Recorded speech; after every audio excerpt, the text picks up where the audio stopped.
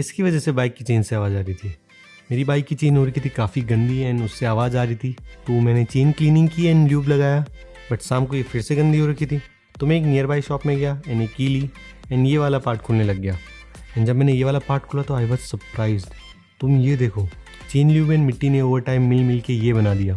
And अगर आप ये देख पा रहे हो तो you can see this area जहाँ पे चेन के निशान बने हुए हैं, मतलब कि चेन इस पर घिस रही थी एंड मुझे इसी की आवाज़ सुनाई दे रही थी। फिर क्या था, इसे साफ़ करने में लग गया मैं।